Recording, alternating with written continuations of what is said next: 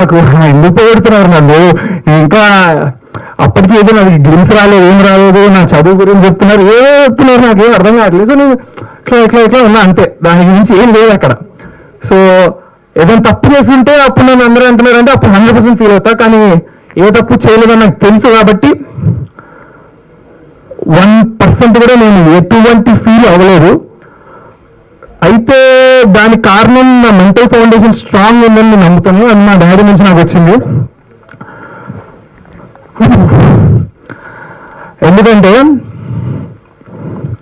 మా నాన్న ముందు చెప్తున్నా, డిస్క్లైమర్ ఏంటంటే ఇప్పుడు నేను డబ్బా కొట్టబోతున్నాను మా నాన్న గురించి.